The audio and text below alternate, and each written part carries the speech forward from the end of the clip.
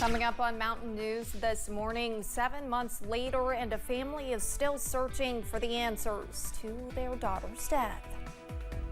And officials in the Commonwealth are warning of the 100 deadliest days on the road. Dedicated to Eastern and Southern Kentucky, this is WYMT Mountain News this morning. Good morning, I'm Olivia Calfee. The time is 6:30 on May 30th. Now let's check on in with meteorologist Tim Drawbridge for a look at your forecast on this Friday Eve. Friday Eve, because last hour I said what, Thursday Eve by mistake? I can't take your phrase, Olivia. It's 46 right now outside our door. And yes, the visibility is low. Not only here in Hazard, but a number of spots across eastern and southern Kentucky. Over the next couple of days, we get back to that average high of 78. In fact, we get above that this coming weekend, but that kind of coincides with the increased chances of precipitation as we head through this weekend. Timing on that in a few moments. In the meantime, you see up toward the Ohio River Valley into western portions of West Virginia. Locally dense fog widespread up your way from Hazard to Harlan over to Williamsburg. Visibility a mile or less across portions of southern Kentucky as well. Mid upper 40s, lower 50s. The hot spot right now, Jackson at 53. And regarding cloud cover, nothing above us right now. High pressure extends from the Great Lakes all the way through the Commonwealth into Tennessee. That means sunny to partly cloudy today and a high in Hazard up to 73. More about that timing regarding the increased chances of precipitation. Your first alert 7-day forecast coming up as we head through this half hour. Olivia? All right, Tim, thank you. One Pike County family is praying for answers nearly 7 months after the murder of Melissa Wolford.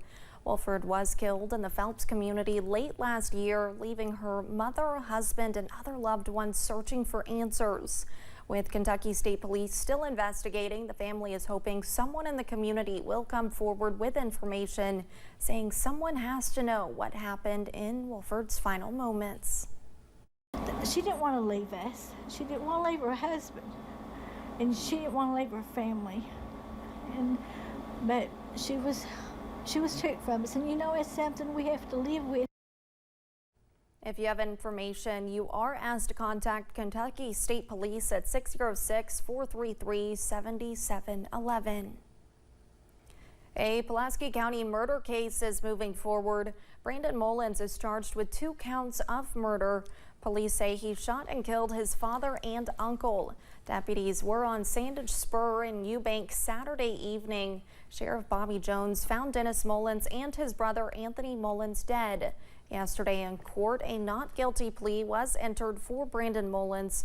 He's being held on a $1 million bond. A preliminary hearing is set for June 5th. On Wednesday morning, Kentucky State Police began investigating a sexual complaint in Middlesboro. Officials say after interviewing individuals, their investigation led them to Greg Callen, a 50-year-old man from Cumberland Gap, Tennessee. KSP officials issued a warrant for his arrest, and it was made by Claiborne County Sheriff's Department in Tennessee. Callen is charged with third-degree rape, third-degree sodomy, first-degree sexual abuse, and procuring use of a minor by electronic means. Callen was placed in Claiborne County Detention Center while he awaits extradition to Bell County. A Knox County man is facing multiple charges after police say he reportedly assaulted someone with a gun stock.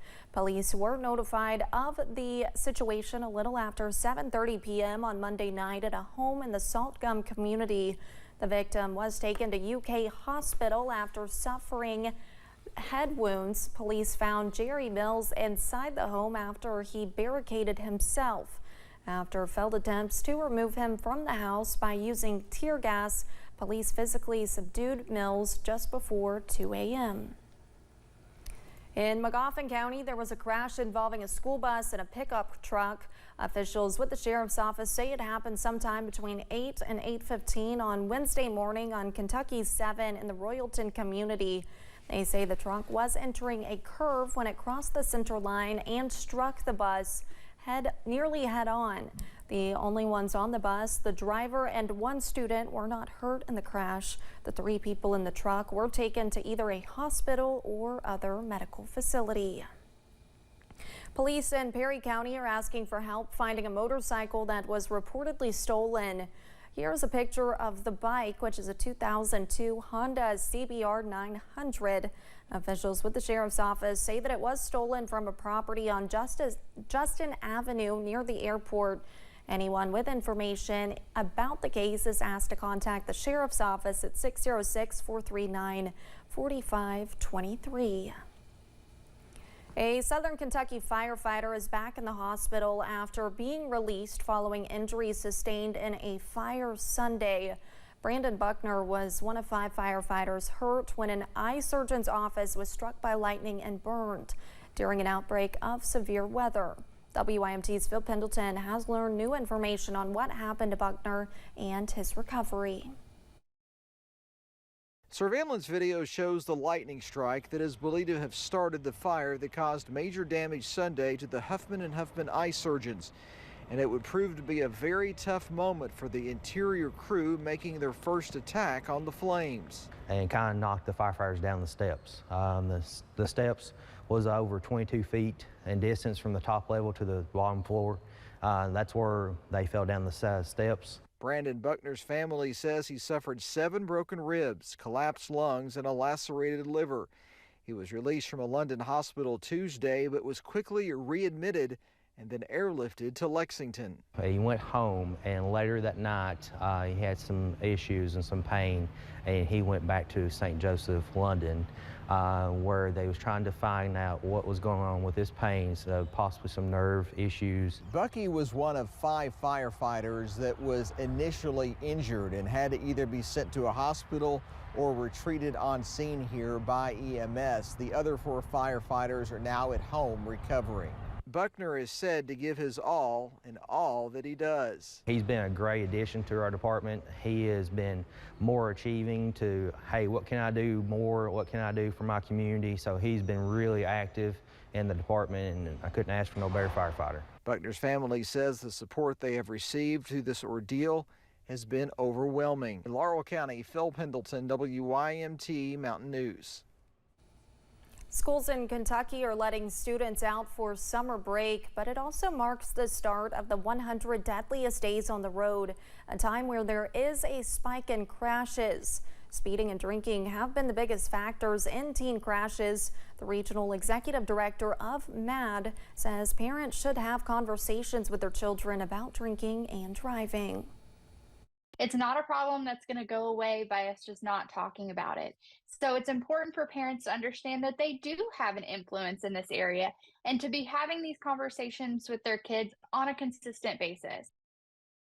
Ott says many young people have a sort of invincibility complex, meaning they know crashes happen as a result of drunk driving, but they do not think it will ever happen to them. May is Mental Health Awareness Month, but what do those services cost? A study says spending on mental health services spiked 53% from 2020 to 2022. Researchers are unsure if the trend will continue. Some healthcare providers are not taking certain insurance because of a lag in reimbursement from the insurance companies. Dr. Sine Adams, a mental health provider with Wellness Within, says she's owed thousands of dollars for her services.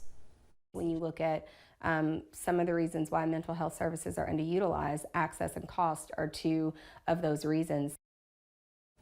Our sister station talked to one woman who has struggled with having to cover counseling services for her and her daughter.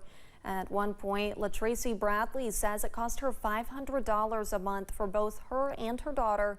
That led to Bradley sending her daughter to a therapist instead of herself. One Southwest Virginia county is receiving $1.7 million in opioid abatement funds for a treatment facility. The money will be used for the Wildwood Health and Wellness Center in Dickinson County, Virginia. Officials say they have plans to secure an additional $1.7 million in the 2026 fiscal year. The Wildwood Health and Wellness Center will be phase 2 of the Wildwood Recovery Center project.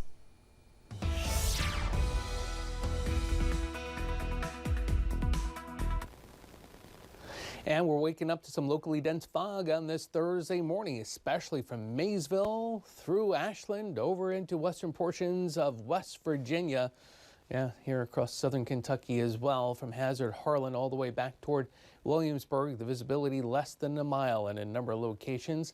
Temperature-wise, as cool as 46, not only here in Hazard, but also your way at Jonesville. It's 46 as well. Good morning to you at Williamsburg. All right, the satellite radar composite, nothing above us, crystal clear skies. You'll see that in the Buffalo Mountain web camera coming up in the next weatherhead. And in the travel forecast for today, that fog will burn off by about 9 o'clock just about everywhere. It's sunny to partly cloudy the rest of the day, and a forecast high today in Hazard up close to 73. We'll look ahead to tomorrow, and we'll time out that increase of precipitation as we head through the weekend. Your first alert 7-day forecast coming up in a few moments. Olivia? Thanks, Tim, and thank you for joining us. The time is now 6:40. Still to come on Mountain News this morning. Israel and the U.S. continue to face harsh criticism abroad after a recent attack killed more civilians.